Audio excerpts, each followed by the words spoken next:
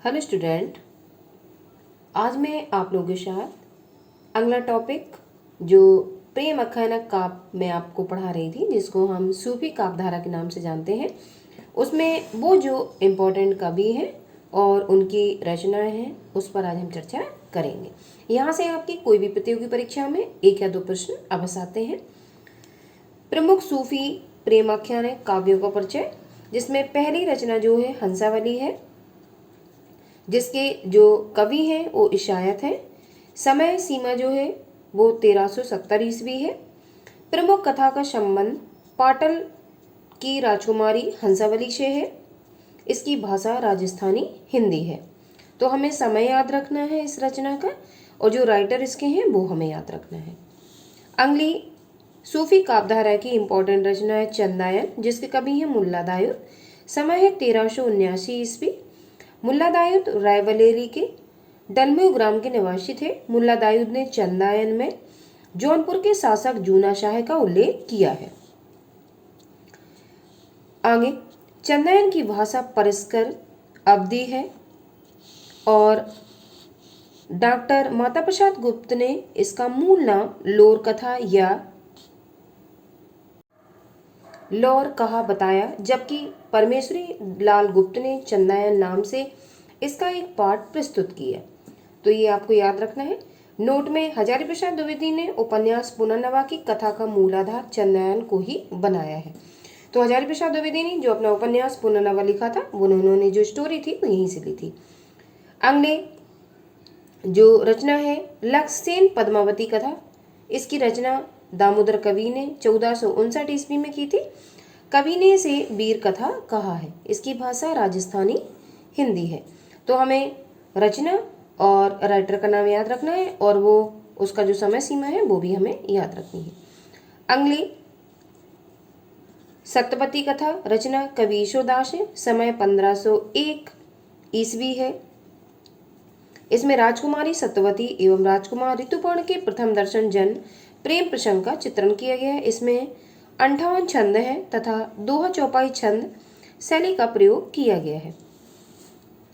अगली रचना है मृगावती या मृगावत। इसके रचनाकार हैं कुतुबन। कुतुबन जौनपुर के बादशाह हुसैन शाह के आश्रित थे। ये चिश्ती संप्रदाय में दीक्षित थे, ये आपको याद रखना है, तथा शेख बुरहान के वो शिष्य थे। तो शेख बुरहान उनके कौन हुए? गुरु थे उनके। मृगावत नायक प्रेम आख्यानक की रचना कुतुबन ने 1503 ईस्वी 909 हिजरी में की थी।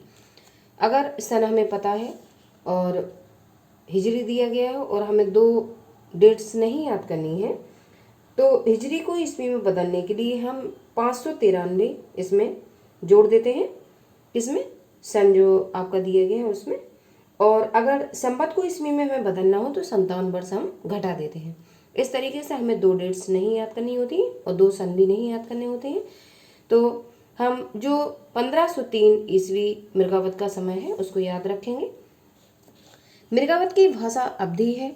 इसकी रचना दोहा चौपाई छंद शैली में हुई है। मृगावत में चंदनपुर के राजकुमार और कंचनपुर की राजकुमारी मृगावती की प्रेम कथा का वर्णन है। अगली रचना है माधवानल कामकंदला। इसके राइटर हैं गणपति। समय है 1527 ईस्वी। भाषा है राजस्थानी हिंदी। इसमें कवि ने दोहा छंद का प्रयोग किया है।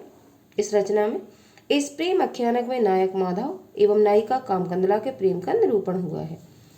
अगली जो इम्पोर्टेंट रचना है या महाकाव्य है, जिस पर हमें जरूर चर्चा करनी चाहिए और उसका पूरा जितना भी सार है वो हमें पढ़ना चाहिए, क्योंकि ये अवधी भाषा का पहला महाकाव्य है जो मलिक मोहम्मद जायसी के द्वारा लिखा गया है।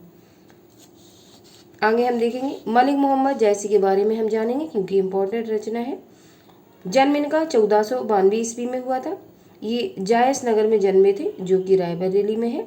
मृत्यु इनकी 1542 ईस्वी में हुई थी, और इनकी जो मृत्यु की जो समाधि है वो अमेठी जिले में बनी हुई है। पिता इनके मलिक शेख ममरेज थे। गुरु का नाम सैयद अशरफ था। आश्रयदाता राम सिंह और अमेठी नरेश थे इनके। और प्रमुख रचनाएं पद्मावत, अखरावट, आखिरी कलाम, चित्ररेखा, कहरनामा, मशलनामा, कानावत, ये रचना इनकी इम्पोर्टेंट है। जायसी दिल्ली के बादशाह शेरशाह के समकालीन थे। ये प्रश्न पूछा जा चुका है, तो आप लोग याद रखेंगे इसे। जायस नगर में जन्म लेने के कारण ही ये जायस कहलाए। आचार्य रामचंद्र शुक्ल ने जायसी के 2 गुरुओं का उल्लेख किया है, पहले महउद्दीन और दूसरा सैयद अशरफ, तो इनके 2 गुरु माने जाते हैं। आगे, जायसी ने चित्ररेखा में शेख मोहिनी को अपना गुरु माना है। चित्ररेखा जो इनकी रचना है ये वाली, इसमें इन्होंने शेख मोहिनी को अपना गुरु माना है। आचार्य रामचंद्र शुक्ल ने जायसी के 3 ग्रंथों का उल्लेख किया है, जिसमें पहला पद्मावत जो कि इम्पोर्टेंट महाकाव्य अवधी भाषा का प्रथम, दूसरा अखरावट, तीसरा आखिरी कलाम। इसमें हमें पद्मावत को, जो पहला पद्मावत इनका महाकाव्य प्रथम बड़ा महाकाव्य अवधी भाषा में माना जाता है, इस पर मैं अगले वीडियो में विस्तार से चर्चा करूंगी, क्योंकि यहाँ से बहुत सारे प्रश्न आप लोगों को जो भी प्रतियोगी परीक्षाएं होती हैं उसमें मिलते हैं, या जो बच्चे बीए कर रहे हैं वो भी इस टॉपिक को लगा हुआ उन्होंने देखा हुआ होगा। तो ये सारे लोगों के लिए जो आपके टॉपिक लगे हुए हैं कोर्स में, आप सभी लोग इसका लाभ उठा सकते हैं।